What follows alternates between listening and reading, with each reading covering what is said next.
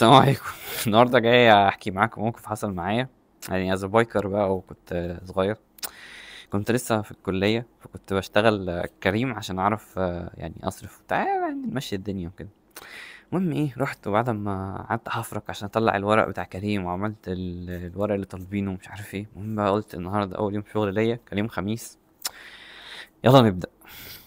سطبت البرنامج وبتاع، وقعدت في الشارع، قلت بقى يلا استني ريكوست. المهم لقيت ريكوست جاي لي بنت.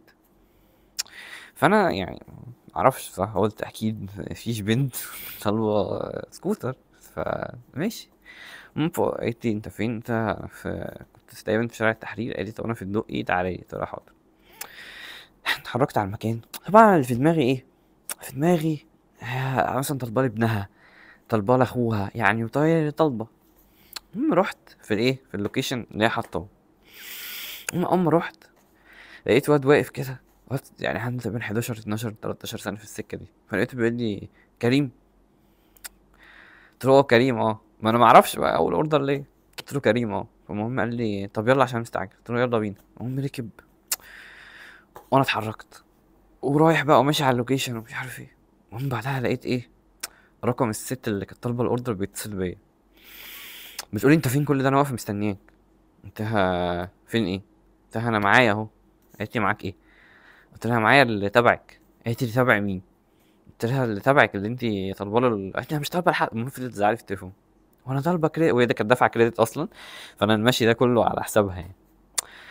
قالت لي انا طالبه ومش عارف ايه، وانت ازاي يعني تتحرك مع حد غيري وكده. قلت لها ما اعرفش والله. المهم فايه، الواد بقى طبعا بصيت له في المرايه كده، لقيته خايف جدا وبيقول لي هو انت رايح فين؟ قلت له بص احنا هنرجع تاني، انا تقريبا خدتك بالغلط. قال لي خدتني بالغلط ازاي؟ انا طالب كريم زيه.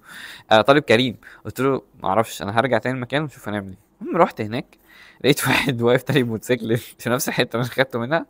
ده بقى كان المفروض اللي الواد ده طلبه. ولقيت بقى البنت دي جات لي، قالت لي انت ايه اللي انت عملته ده؟ قلت لها طب بصي، عشان بس ده اول اوردر ليا، فانا مستعد ادفع لك الفرق اللي هو حصل ده لو في نزل عليكي فلوس. وانا اسف جدا والله، انا ده اول اوردر ليا في الشركه وانا مستعد اوري لحضرتك كده. قالت لي لا خلاص ماشي. المهم بقى خدتها ووديتها المعادي، وما رضيتش تديني ريفيو وحش. الحمد لله ادتني 5 نجوم، مش عارف ليه.